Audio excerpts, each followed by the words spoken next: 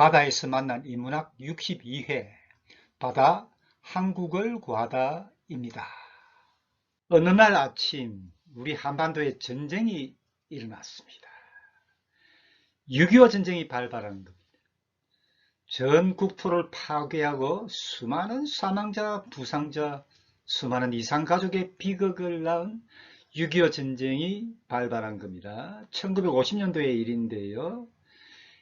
이해 그러니까 1950년 1월 1일에 우리 대한민국을 대표하는 해운기업, 우리 대한민국이 해양국가가 되는 그 시작점이 되는 대한해운공사가 창립되었다는 사실을 저는 58회차 강의에서 말씀을 드린 적이 있는데요. 대한해운공사. 보유 선박수가 그리 많지 않아 빈약한 선봉량이었지만 그리고 해운 경영의 경험이 비록 전무하지만 그렇지만 우리는 해야겠다는, 반드시 이루어야 내고야 말겠다는 불꽃 같은 의지로 뭉친 해운인들, 해기인들, 우리 해양인들이었기에 대한해운공사의 미래는 정말 한번 해볼만 했습니다. 그런데 말입니다. 전쟁이 일어난 거예요. 그 참 어떡하죠? 결국 아무것도 할 수 없는 것 아니겠습니까? 모든 국민들이 그러했지만 6.25 전쟁은 대한해운공사에게도 큰 충격이었습니다. 일본으로부터 힘들게 반환받아 수리를 해서 운항하고 있던 선박들과 그리고 교통부가 운항하던 관영 선박들, 이 관영 선박들은 대부분 미국의 원조물자 또는 대여선이었는데요. 이 모든 것을 합쳐 모두 33척으로 민과 관이 해운 입국의 일념으로 일치 단결해서 여러 어려운 과정을 거쳐 일궈낸 새로운 해운 경영 조직인 대한해운공사를 발족한 지 불과 6개월 만에 전쟁이 발발했는데요. 우리들의 해양의 꿈은 물거품이 되고 말았습니다. 전쟁이 발발했다는 것을 확인한 해군본부는 확인 그 즉시 수송을 위해서 대한해운공사의 선박 중에 미국으로부터 대여받은 선박 20척을 봉헌 징발했습니다. 이때 서해 쪽에서는 인천항에 정박 중이던 단양호, 이 선박은 물론 대한해운공사 소속 선박이 되겠는데요. 이 단양호가 위기를 맞고 있습니다. 전쟁이 발발하자 단양호는 해군의 동원이 돼서 인천항에서 물자를 적재하고 수송하라는 명령을 받았는데요. 그런데 이 배에는 한국해양대학 실습생들이 성선해 있었는데요. 이 배의 선장님은 태평양 전쟁 중에 일제의 해기인력 징집에 동원이 돼서 대양에서 여러 번 죽음의 항해를 감행한 적이 있는 이재송이란 분인데요. 이분 한국 해양계 인물들 중에 전설 같은 분입니다. 지금 이분 이재송 선장이 지휘하는 해양대학 실습생들이 승선하고 있는 단양호는 서해의 인천항에 정박 중인데요. 전쟁이 발발하자 순식간에 서울이 점령당하고 인천 시내도 장악되었는데요. 단양호는 공산군이 드디어 인천항 쪽으로 이동하고 있다는 첩보를 받게 되었습니다.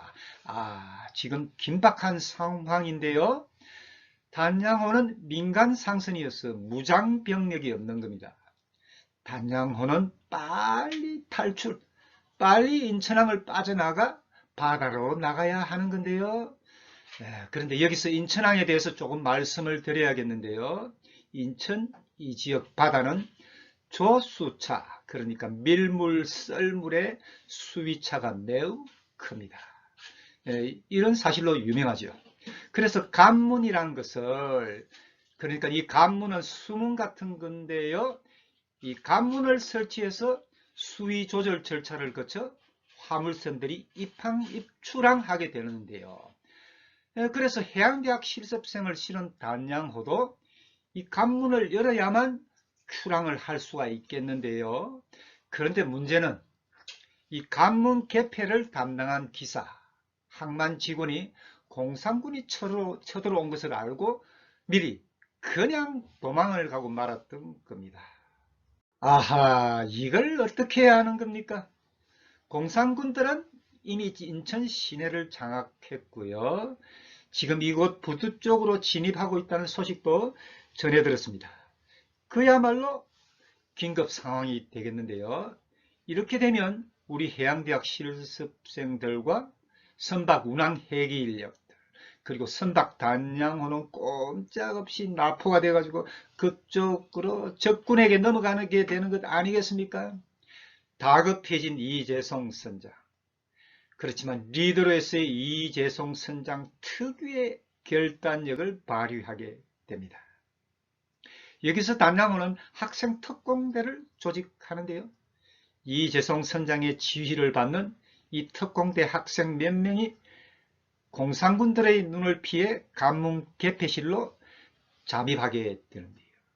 이 관문 개폐기를 힘들게 수동으로 작동시키는 겁니다. 참 대단하죠.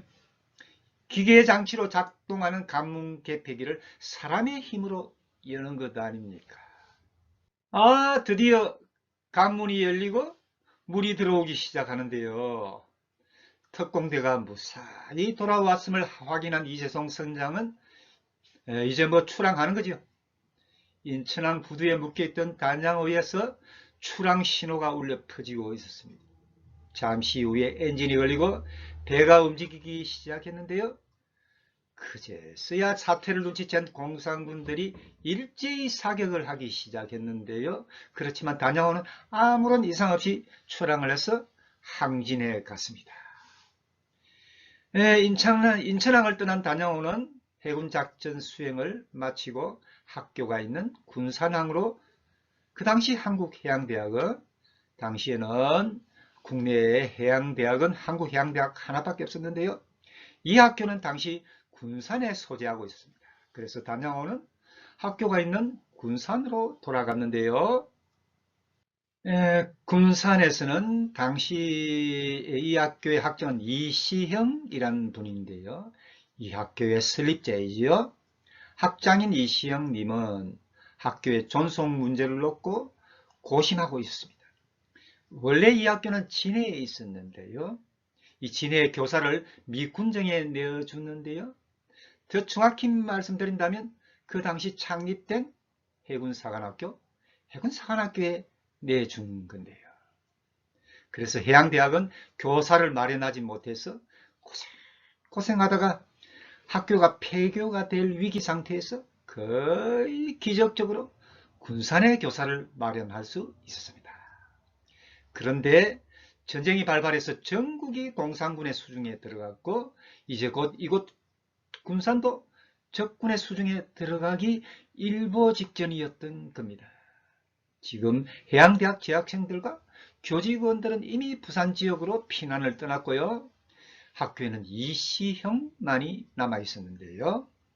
재학생들과 교직원들이 떠난 지 20일 만에 이시형도 결국 군산을 떠나서 부산으로 피난을 갔습니다.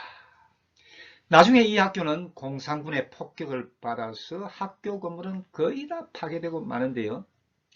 당시 가난한 나라 대한민국에 하나밖에 없는 헬기 인력 양성 교육기관인 해양대학이 폭격을 받아 처참한 몰골이 되었다는 것 아니겠습니까? 한국 해양의 미래가 한순간에 날아가는 순간이었습니다.